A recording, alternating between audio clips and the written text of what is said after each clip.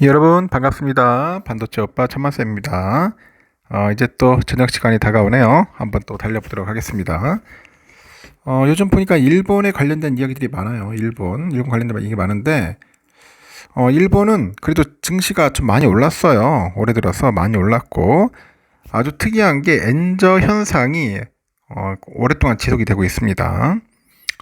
엔화가 좀 싸다 보니까 또 관광객들이 일본에 많이 갑니다. 일본이 선진국이잖아요. 그래도 나름대로 선진국인데 이 선진 대국이 어떻게 보니까 엔저 현상 때문에 다양한 나라들에서 지금 일본으로 지금 여행을 가고 있는 거예요. 물가도 싸고 아주 좋습니다. 여행 가기 딱 좋은 나라가 현재는 일본이 아닐까 하는 생각이 들어요. 뭐 제주도나 이런 데 갈 바에 차라리 일본 가는 게 훨씬 싸게 먹히고 맛있는 것도 먹을 수 있고 그렇다는 거죠. 우리나라 사람들도 일본 여행 엄청 많이 가지 않습니까? 하여튼 지난해부터 아주 지속된 엔저 현상에 따라서 이제 가치 반등을 노린 투자들이 꾸준히 현재 모이고 있습니다. 그리고 올해 들어서도 기대했던 그 엔화 반등 신호가 나타나지 않고 있죠. 오히려 대래 손실을 걱정하는 분위기가 형성되고 있답니다. 심지어 엔화 가치가 34년 만에 최저점을 달성을 했어요. 그럼에도 불구하고 엔테크의 수요는 점차 감소하는 추세라고 합니다. 엔화 가치를 좌우할 수 있는 미국 기준 금리 인상 시기가 이제 또 미뤄지면서 엔저 현상이 오랜 기간 지속될 수 있다는 그런 예측이 나오면서 그런 이야기들이 들리기 시작하는 거죠. 금융권에 따르니까 4대 그 시중은행 지난 4월 엔화 환전액을 보니까 총 250억 5천만 원입니다. 한창 엔테크 열기가 뜨거웠던 지난 1월에 보니까 303억 200만 원이었는데 1월과 비교를 해보니까 50억엔 가량 줄어든 것으로 나타났네요. 환전액 규모는 올 2월 291억엔, 3월에는 271억엔 등 꾸준히 현재 감소세를 기록하고 있다고 합니다. 일부의 또 은행에서는 4월 들어서 환전액 규모가 올 초 대비 절반으로 줄어들기도 했어요. 한화를 그 엔화로 바꾸는 수요가 급감하고 있다는 그런 이야기도 있다는 거죠. 이는 그 지난 추세와는 뭔가 반대되는 양상을 보이고 있더라고요. 지난해 말 이후로 엔화 가치가 아주 급락할 때면은 오히려 엔화 수요는 늘어나는 추이를 보였단 말이야. 그런데 엔화 반등을 예상한 그 환테크, 이 수요가 몰린 영향이죠. 실제 지난해 3월 말 기준 6,220억엔 그 수준이었던 5대 시중은행의 엔화자금 잔액이 증가세를 지속을 하면서 11월 말 기준 1조 1,971억엔까지 이제 불어납니다. 그럼 8개월 사이에 2배 가량이 증가한 셈이다. 그렇죠? 같은 기간 원엔 환율은 100엔당 950원대에서 860원대까지 급락을 합니다. 950에서 860원까지 급락을 하는 거죠. 실제 시장에서는 엔화 가치가 곧 반등할 것이다. 그런 기대감이 이제 팽배했어요. 올해부터 미국의 기준금리 인상이 시작될 수 있다는 그런 전망이 나오는 데다가 마이너스 기준금리를 고수해온 일본 정책의 정책 기조도 이제 변화 조짐을 보였기 때문이겠죠. 여행 등을 대비해서 미리 엔화를 사두려는 실사용 수요도 엔화 예금 증가세를 뒷받침한 겁니다. 올해 들어서도 엔화 가치 하락세는 꾸준히 나타납니다. 하지만 투자자들은 지난해와 다소 다른 태도를 취하고 있어요. 엔화 가치 반등 시기가 미뤄질 수 있다는 전망이 이제 크다 보니까 그런 것 같습니다. 실제 4대 은행의 그 엔화 자금 잔액을 보니까 1월에는 1조 1107억엔, 2월에는 1조 1615억엔 등등해서 증가세를 기록하다가 3월달 기준 1조 1557억엔으로 소폭 감소세를 보인 거죠.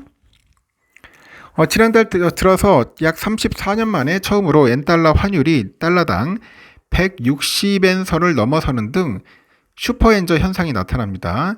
하지만 지난달 말의 기준 4대 은행 엔화의 그 자금이 1조 1684억엔으로 지난달과 비교를 해보니까 한 130억 정도 130억엔 정도 증가한 데 그쳤고 한 달 사이에 1,500억 엔 가량 불어나다 온 그 지난해 하반기 추세와는 다른 양상이네요. 이렇게 금융권에서 엔화가 더 이상 매력적인 투자처가 아니라는 판단이 작용한 결과죠. 그렇게 보고 있는 거죠. 시중은행 관계자도 엔화 가치가 줄어들면서 손실 국면에 진입한 그런 엔화 예금을 묵혀두는 경우가 많은데다가 신규 그 엔화 예금 수요는 줄어들면서 규모 자체에 큰 변화가 없는 상황이라고 합니다. 실제 일본의 그 중앙은행, 그 일본은행이죠. BOJ. 여기는 지난달 19일에 금융정책 결정 회의를 열었어요. 단기 정책 금리를 기존 마이너스 0.1에서 0.1%포인트 올려서 0에서 0.1%로 유도하기로 이제 결정을 했습니다. 약 8년 만에 금리 정책 변화가 나타난 셈이고, 하지만 금리 인상 다음 날인 20일에 달러엔 환율이 4개월 만에 최고치 경신을 해요. 엔화 가치가 바닥을 찍어버린 거야. 그러면 이는 미국의 기준금리 인하 시점이 지연될 수 있다는 전망이 우세한 것 같습니다. 지난달 그 10일에 봤잖아요. 그 미국의 노동부가 공개한 미국 3월 소비자 물가지수 CPI가 예상치를 웃돌고 긴축의 필요성을 압박하기 시작을 합니다. 또 미국 연방준비제도 제롬 파월 의장 또한 기존의 입장을 뒤바꾸면서 매파적인 발언을 내놓고 있어요. 이에 따라서 강달러 현상이 나타나다 보니 엔화를 비롯해서 여타 통화의 가치는 하락세를 면치 못합니다. 일본의 자체적인 정책 변화에도 불구하고 킹달러의 힘이 크게 작용하고 있다. 킹달러. 그런 이야기죠. 시장이 이렇다 보니까 시장에서는 미국의 기준금리 인하가 본격화 이전까지는 엔화 가치가 반등하기 어려울 것이라는 예측이 있어요. 이는 곧 엔테크족의 수익 실현 시기가 미뤄질 수 있다는 이야기입니다. 특히 예금금리 등 여타 투자 수익이 없는 엔화의 경우에는 단기 차익을 노리는 경우가 많아요. 수요가 많고 이 반등의 예측 시기가 미뤄질수록 투자의 유의는 줄어들 수밖에 없다. 그런 이야기죠. 특히 달러 투자랑 비교했을 때 엔화 투자의 매력은 급격히 줄어들고 있습니다. 시중은행 달러 예금의 경우 그 연수익률이 5%대 육박해요. 여기다가 올 초에 비교했을 때 달러의 가치는 상승세를 지속하고 있는데 반면에 엔화 예금의 수익률은 0%대입니다. 그 웃기죠? 하여튼 엔화가 지난 동향에 비해서 저점을 기록하고 있죠. 그만큼 분산 투자처 중 하나로 일정 부분 엔화를 보유하는 것은 의미가 있다면서도 단기간에 차익을 기대하는 건 적절하지 않다. 그런 이야기를 하는 것 같습니다. 그래서 저는 엔화 투자 좀 조심해야 돼요, 여러분. 엔화 계속 저렇게 바닥을 찍고 있어서 투자하는 것은 좀 조심해야 하니까 섣불리 막 그렇게 하지 마십시오. 뭐 환테크 한다고 하는데 그게 여러분 생각하는 것만큼 절대로 쉽진 않다는 거 참고하시고 그냥 꾸준하게 저는 그냥 삼성전자나 이런 거 하시면 돼요. 모으시면 됩니다. 삼성전자 해도 충분합니다. 아니면 ETF도 괜찮고 삼성도 좀 저렴할 때 지금 가치가 좀 어떻게 보면 많이 떨어졌지만은 지금이 좋을 때예요. 좋을 때입니다.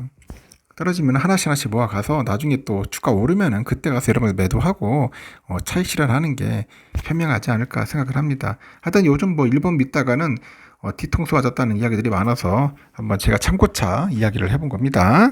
여기까지 하겠습니다.